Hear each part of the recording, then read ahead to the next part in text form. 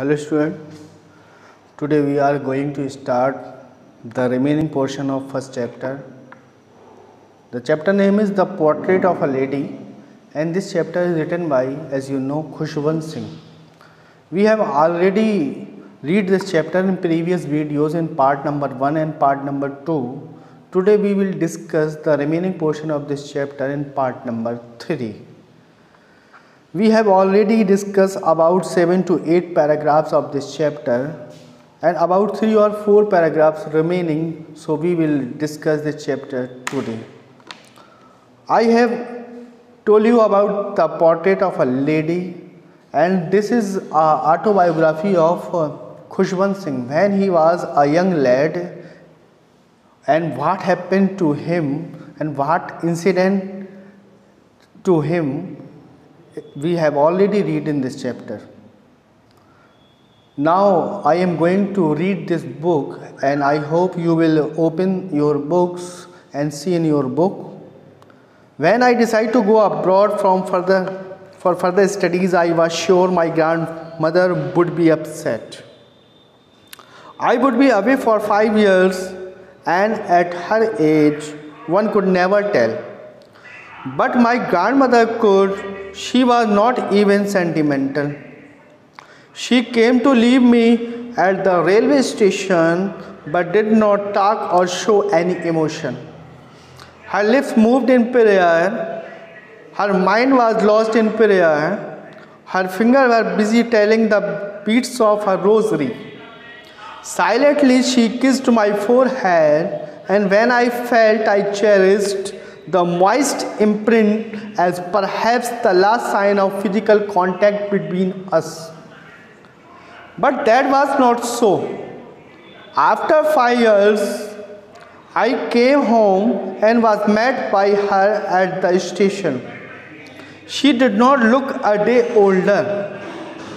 She still had no time for words, and while she clasped me in her arms, I could hear her reciting her prayers. Even on the first day of my arrival, her happiest moments were with her sparrow, whom she fed longer and with frivolous rebukes. In the evening a change came over her. She did not pray. She collected the women of the neighborhood, got an old drum and started to sing. For several hours she thumped the sagging skins of the dilapidated drum and sang of the homecoming of warriors. We had to pursue her to stop to avoid overtraining. That was the first time since I had known her that she did not pray. The next morning she was taken ill. It was a mild fever and the doctor told us that it would go. But my grandmother thought differently.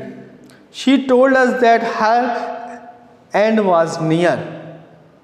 She said that since only a few hours before the close of the last chapter of her life she had omitted to pray, she was not going to waste any more time talking to us. We protested, but she ignored our protest. She lay peacefully in bed praying and telling her bad beats. Even before we could suspect, her lips stopped moving. The rosary fell from her lifeless fingers. A peaceful pallor spread on her face and we knew that she was dead. We lifted her off the bed and, as customary, laid her on the ground and covered her with a red shroud. After a few hours of mourning, we left her alone to make arrangement for her funeral. In the evening we went to her room with a crude stretcher to take her to be cremated. The sun was setting and had lit her room and veranda with a blaze of golden light. We stopped halfway in the courtyard, all over the veranda, and in her room right up to the where she lay dead and stiff wrapped in the red shroud. Thousands of sparrows sat scattered on the floor. There was no chirping. We felt sorry for birds, and my mother fetched some bread for them. She broke it into little crumbs the way my grandmother used to and threw it to them. The sparrow took no notice of the bread. When we carried my grandmother's corpse off, they flew away quietly. Next morning, the sweeper swept the breadcrumbs into the dustbin. Now, I am explaining you the reading paragraphs of today. When I decided to go abroad for further study, I was sure my grandmother would be upset. पिछली video में मैंने आपको बताया था कि किस तरह से जब खुशवंत सिंह ने अपने चाइल्डहुड को पूरा किया और इनके पेरेंट्स जब सिटी में जो है सेटल हो गए, तो खुशवंत सिंह और इनकी दादी को भी वहाँ रहने के लिए उन्होंने बुला लिया। और जब बुला लिया तो इन लोग की जो फ्रेंडशिप थी उसमें थोड़ा सा नया मोड़ आने लगा। ये फिर उसके बाद अपर स्कूल्स में पढ़ने के लिए गए, फिर कॉलेज में पढ़ने गए, फिर यूनिवर्सिटी में पढ़ने गए। उसके बाद जब ये बाहर पढ़ने जा रहे थे तो ये अपनी दादी माँ से जब बिछड़ रहे थे, उस समय का ये सीन है कि आई वुड बी अपसेट, मैं तो बड़ा दुखी था। I would be away for 5 years, क्योंकि मैं 5 साल के लिए बाहर जा रहा था। And at her age one could never tell, और उनकी एज के हिसाब से कोई बता नहीं सकता था कि मैं उनसे दोबारा मिल भी पाऊँगा या नहीं मिल पाऊँगा। But my grand mother could, लेकिन मेरी दादी माँ को उम्मीद थी कि वो मिल सकेंगे। She was not even sentimental, और मेरे जाने पर बिल्कुल भी रोई नहीं, कोई भी सेंटिमेंटल नहीं हुई। She came to leave me at the railway station, और वो मुझे रेलवे स्टेशन तक छोड़ने भी आई। बट डिड नॉट टॉक और शो एनी इमोशन, लेकिन छोड़ते टाइम पे आपने देखा होगा बहुत सारे लोग जब अपने घर वालों से बिछड़ते हैं, अपने रिलेटिव से बिछड़ते हैं, तो उनके अंदर कुछ आंखों में नमी आ जाती है, कुछ इमोशन बाहर आ जाते हैं, कुछ लोग रोने भी लगते हैं। लेकिन दादी माँ के अंदर, दादी माँ की आंखों में कोई भी इमोशन नहीं था जिससे मैं महसूस कर सकूँ कि उनको मेरे जाने का दुख है। हर लिप्स मूव्ड इन प्रेयर, बल्कि उनके जो लिप्स थे वो लगातार प्रेयर, प्रार्थना करते रहते थे। Her mind was lost in prayer, और उनका पूरा दिमाग, पूरा माइंड, पूरा मस्तिष्क जो है सिर्फ प्रार्थना में, भगवान और ईश्वर की प्रार्थना में ही गुजरता था। Her finger were busy telling the beads of her rosary, और उनकी उंगलियां जो हैं अपनी माला को जपने में ही लगी रहती थी। हमेशा अपनी रोजरी यानी माला जो होती है, जो अपने बूढ़े लोगों को देखा होगा, तस्बीह टाइप की हम लोग बोलते हैं उर्दू में, तो वो माला जो है वो लगातार उसको जपती रहती थी, जाप उसका करती रहती थी। Silently she kissed my forehead, चुपचाप से दादी माँ ने मेरे माथे पर, फोरहेड सामने का जो माथा होता है उसको फोरहेड बोलते हैं, फोरहेड पे किस कर लिया। And when I left I cherish the most moist imprint, और जब मैंने उनसे विदा ली, अलविदा कहा, तो मेरी दादी माँ के द्वारा किया गया प्यार का वो जो मॉइस्ट था, जो मॉइस्चर था, जो गीलापन था, वो मैं अपने माथे पर महसूस कर सकता था। Perhaps the last sign of physical contact between us, और हम दोनों के बीच में जो आखिरी कॉन्टैक्ट हुआ था दादी माँ और मेरे बीच में, उसको मैं महसूस कर सकता था। But that was not so, लेकिन यहीं पर अंत नहीं था। आफ्टर 5 years आई केम बैक होम, आखिरकार मैं 5 साल अपनी पूरी पढ़ाई करने के बाद विदेश से वापस आ गया। And was met by her at the station, और मेरी दादी माँ उसे रिसीव करने भी आई रेलवे स्टेशन पर। जैसे उसे छोड़ने आई थी उसी तरह से दादी माँ उसे रिसीव करने भी आई।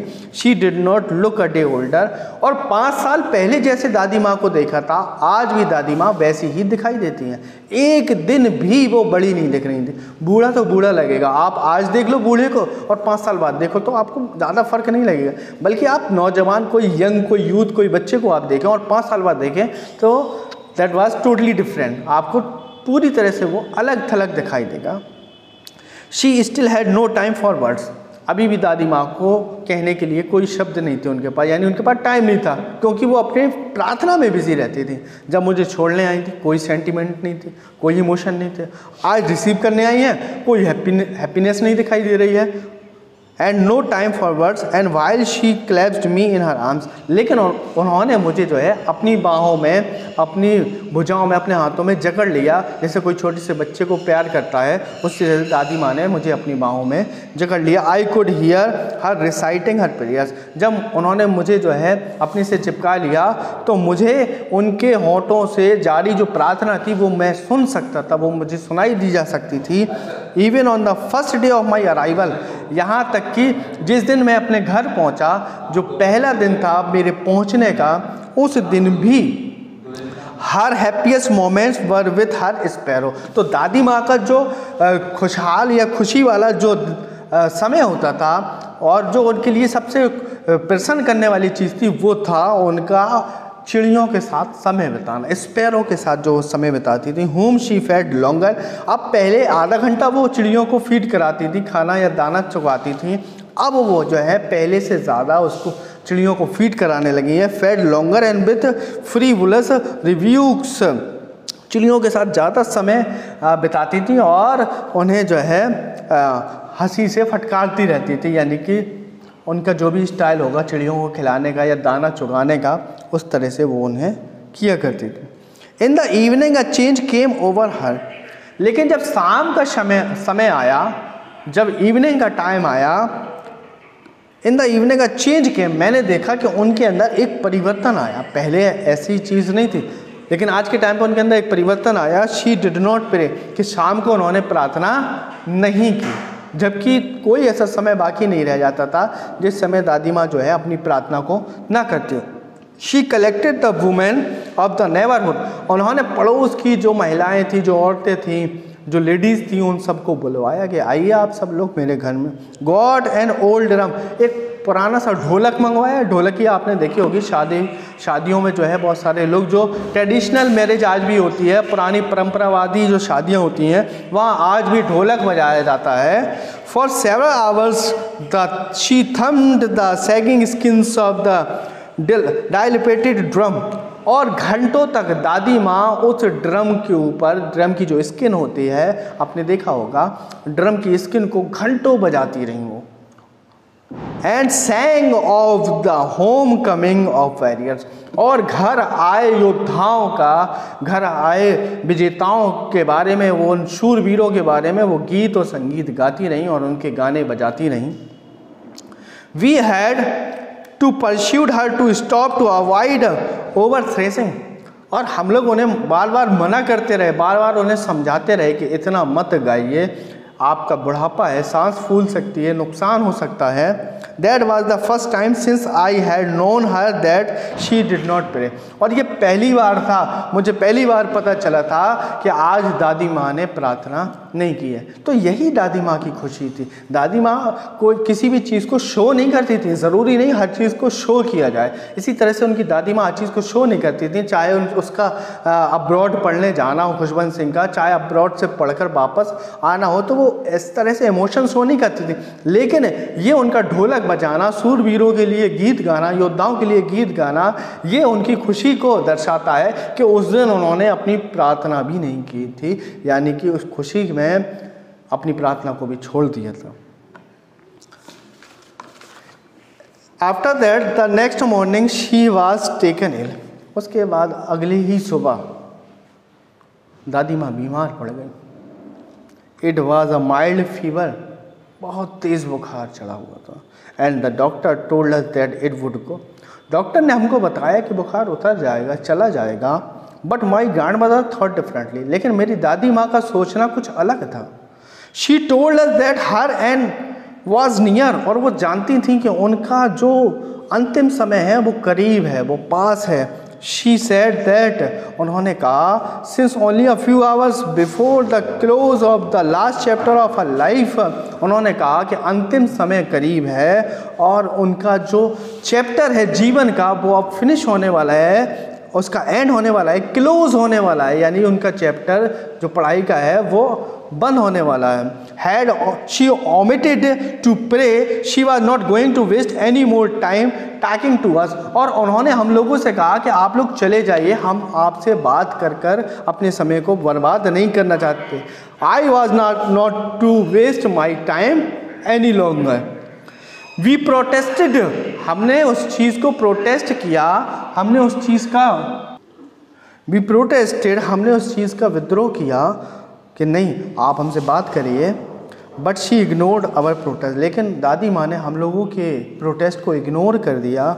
शी ले पीसफुल्ली इन बेड, आराम से बेड में वो लेटी रहीं। प्रेइंग टेलिंग हर बीट्स, लगातार अपनी माला को जपती रहीं। Even before we could suspect, यहाँ तक कि हम लोग उनके ऊपर अनुमान लगा पाते, सस्पेक्ट कर पाते। हर लिप्स स्टॉप्ड मूविंग, हमने देखा कि उनके होंठ चलना बंद हो गए, बिल्कुल स्टॉप हो गया। And the rosary fell from her lifeless finger, और जो माला वो जप रही थी और वो माला उनकी उंगलियों से छूटकर गिर गई। जब लाइफलेस फिंगर की बात आई है कि यानी उंगलियों में अब जान नहीं बची थी। A peaceful pallor spread on her face, और उनके चेहरे पर एक शांत सा भाव दौड़ गया था, एक पीलापन उनके चेहरे पर आने लगा। We knew that she was dead, और हम लोग ये जान गए थे कि अब वो अब इस दुनिया में, इस संसार में नहीं रही। We lifted her off the bed, हम लोगों ने उनको उनके बेड से बाहर उतारा, बेड से हटाया। एंड एज इज़ कस्टमरी, और जैसा कि रीति होती है, रीति रिवाज होता है, laid her on the ground and cover her with a red shroud, उनको ज़मीन पर, उनका भूमि पर, ग्राउंड पर लेटा दिया और उनके ऊपर एक लाल चादर डाल दी। After a few hours of morning, बहुत देर तक हम लोग दुख मनाते रहे, दुख में रहे, तकलीफ़ में रहे। We left her alone to make arrangement for her funeral, और फिर जब सब लोग आने लगे, उनका क्रियाक्रम के लिए इंतज़ाम होने लगा, सारी प्रक्रिया शुरू हो गई, किस तरह से उनका जो है दाह संस्कार किया जाएगा, उनको सब चेंज कराना, उनकी बग्गी बनाना, जो भी चीज़ें बनती हैं। In the evening we went to her room, शाम के समय जब हम उनके कमरे में गए, विद अ क्रूड स्ट्रेचर, एक स्ट्रेचर लेके जो लकड़ी का बनाया जाता है, आप लोग जानते हैं, to take her to be cremated, ताकि उन्हें ले जाया जा सके और उनका दाह संस्कार या अंतिम संस्कार कराया जा सके। The sun was setting and had lit her room, तो सूरज डूब रहा था और सूरज से उनका पूरा कमरा जो है जगमगा रहा था। And baramda with a blaze of golden light, और पूरा बरामदा, क्योंकि सूर्य की जो किरणें थी, ब्लेज, जो किरणें तेज तर्रार किरणें जो आ रही थी, वो पूरे बरामदे को गोल्डन लाइट प्रोवाइड करा रही थी। We stop half way in the courtyard, हम आंगन के आधे रास्ते पर ही रुक गए। We stop half way in the courtyard, आंगन के आधे रास्ते पे ही रुक गए। All over the baramda and her room right up to where she lay, पूरा बरामदे में और उनके कमरे में जहाँ पर वो लेटी हुई थी, dead and stiff wrapped in the red shroud, जहाँ पर उनको जो है लाल कफन में लपेटा गया था, वहाँ तक thousand of sparrow sat scattered on the floor, हज़ारों चिड़ियाँ पूरे बरामदे में, कमरे में, जहाँ पे भी वो थी, सब जगह चिड़ियाँ ही चिड़ियाँ थी। देयर वाज नो चर्पिंग, लेकिन आज वो चहचहा नहीं रही थी, कोई भी चहचहाना चिड़ियों के द्वारा नहीं हो रहा था। We felt sorry for the birds, हमें चिड़ियों का बड़ा दुख लगा, क्योंकि उनको रोज़ दाना चुगाती थी दादी माँ। And my mother fed some bread for them, मेरी माँ ने भी कुछ रोटियाँ लाई उनको डालने के लिए। She broke it into little crumbs, मेरी माँ ने भी रोटियों के छोटे छोटे टुकड़े, छोटे छोटे दाने बनाए ताकि वो चिड़ियाँ चुग लें।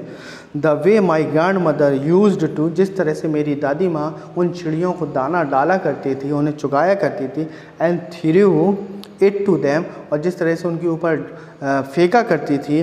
The sparrow took no notice of the bread, लेकिन चिड़ियों ने रोटी के जो टुकड़े उनके सामने डाले गए उसका कोई नोटिस नहीं किया। क्यों? क्योंकि आज उनका जो मालिक था, जो उन्हें खिलाता था, चिड़ियाँ भी ये जान गई थी कि वो अब इस संसार में नहीं रहा है, वो उनके सामने पड़ा हुआ है। और चिड़ियाँ बिना किसी शोर के, इंसान तो शोर कर सकता है, बिना किसी चर्पिंग के, कोई चहचहाना नहीं, वहाँ पे पड़ी हुई थी। और रोटी के दाने जो डाले गए, उन दानों का उन चिड़ियों पे कोई असर नहीं पड़ा, ना कोई झपटा मारा।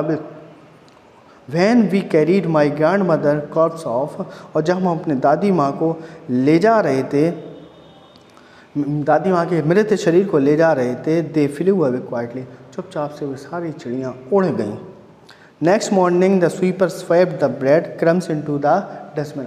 अगले दिन जब बसूर आया, जब स्वीपर आया, साफ़ करने वाला आया, तो उसने रोटी के टुकड़े को जो है वो उठाकर डस्टबिन में डाल दिया। और इस तरह से खुशवंत सिंह की दादी जो है इस संसार से हमेशा के लिए चली गई। ये खुशवंत सिंह की बचपन की स्टोरी है। जब वो पढ़ा करते थे, जब अब्रॉड से पढ़कर आए थे, उनकी दादी माँ इतना खुश थी, खूब गाना बजाना उन्होंने किया था। उसकी खुशी में उसने प्रेयर भी नहीं की और नेक्स्ट मॉर्निंग जब वो बीमार पड़ी तो इस संसार को छोड़कर चली गई। That's end of the lecture today as well as that's end of the chapter today. That's end of the chapter number 1. I have already sent you 2 videos of this chapter. You will see the video after the seeing first and second part. Thank you very much.